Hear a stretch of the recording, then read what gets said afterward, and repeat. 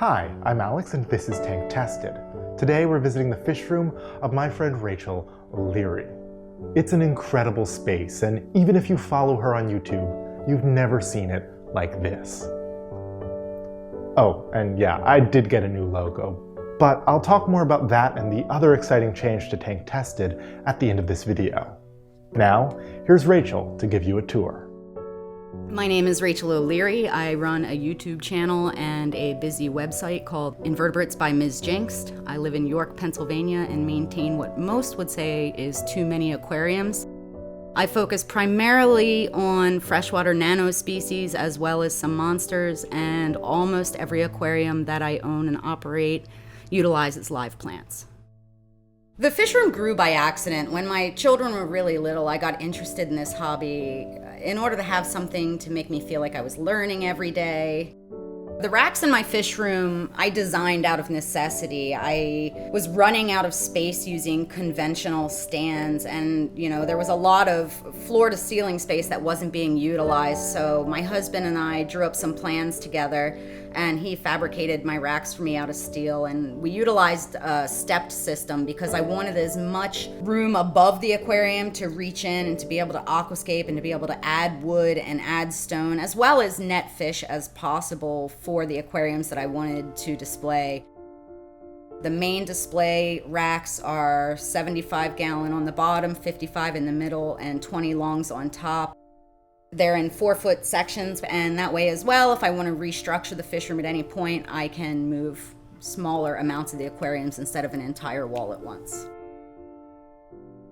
My water is source fed from a well, which means I'm very lucky in that I have no chlorine or chloramine, but it does mean that I have to keep a very strict water change schedule so that I don't run it dry.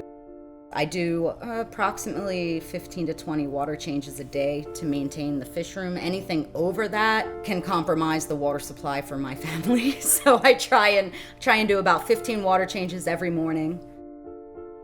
Less if I'm doing the big tanks. My big boys, they are my babies. They are without a doubt, well, one fish in particular, the lightest colored Polypterus, is my absolute favorite fish in the fish room. I just think that they are so fascinating on so many levels, the way they move, the way they eat, the way they interact with you, and the fact that they've been around since the time of dinosaurs. They've really earned that primitive fish moniker, and they're just absolutely fascinating from an evolutionary standpoint, from a fish keeping standpoint, and they're just gentle giants. That is quite literally the biggest aquarium that can fit into my home, around the corner to my fish room, and down the stairs. It took 5 guys with no necks and several hours to get it into the fish room. The larger tank that I have planned for those fish will have to be constructed in the basement itself. All of those fish pretty much grow for their entire lives, which can be 20 years or more. I'd like to build them an 8-foot by 4-foot by 3-foot aquarium.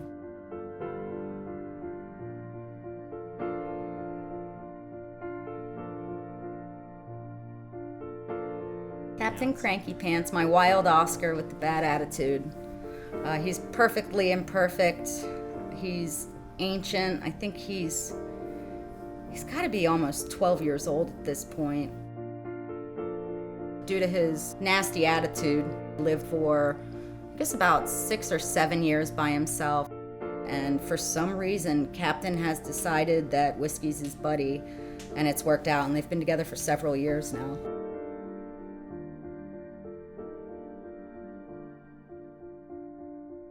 The newest aquascape or biotope style aquarium in the fish room is my 75 gallon Lake Tanganyikan aquarium. Right now, the tank's a week old.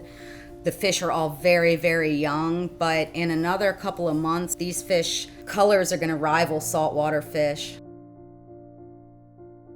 All of these fish come from Lake Tanganyikan, which is a massive body of water and also extremely overfished. So the goals for this aquarium to sort of mimic a little slice of nature in order to showcase some really incredible fish who could use a lot of conservation work.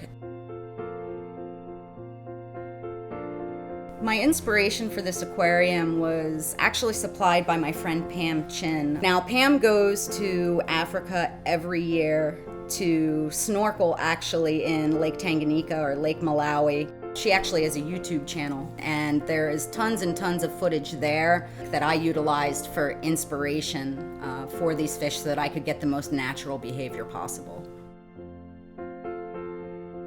I really think it's going to be an excellent, excellent platform in order to talk more about sort of the responsibility of hobbyists in sourcing their fish, some of the things that we can do as consumers to protect the environments of the creatures we love, as well as just highlight some really freaking cool fish. This wall of tanks is going to be a whole bunch of different display aquariums featuring various regions around the world. Some of them will be aquascaped by guest aquascapers from around the US, but each of them is going to focus on specific fish and creating an environment that will help them to exhibit their best behavior. That aquarium was inspired by the fish.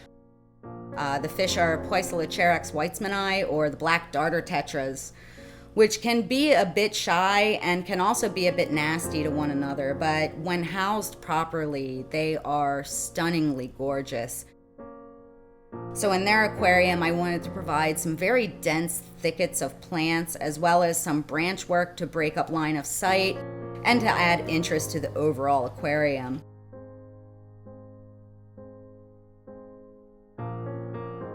They're notoriously ugly in stores if you can find them, but if you have patience with this fish and provide them with this sort of lush environment, they just grow up to be absolutely stunning. So for the past 10 years or so, I have been setting up Rubbermaid tubs in my yard in order to breed fish the lazy man's way.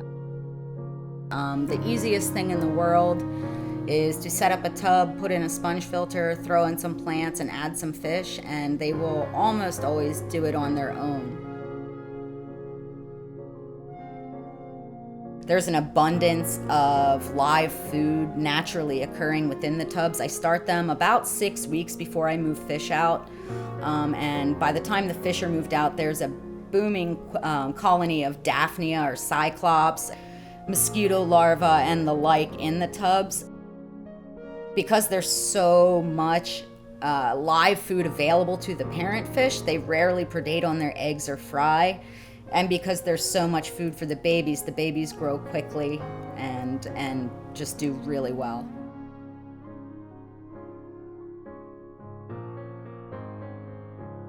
The greenhouse was a gift from my husband last year, and it's still very much a work in progress.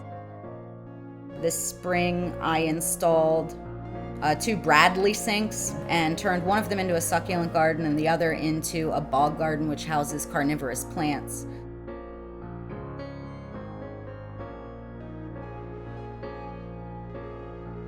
The interior of the greenhouse is only about halfway done.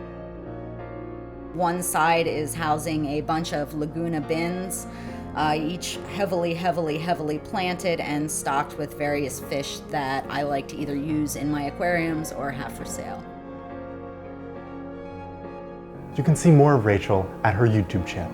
She's one of the most knowledgeable people in the hobby. I've left a link in the description below and a card right here. Her YouTube channel is about 3 years old.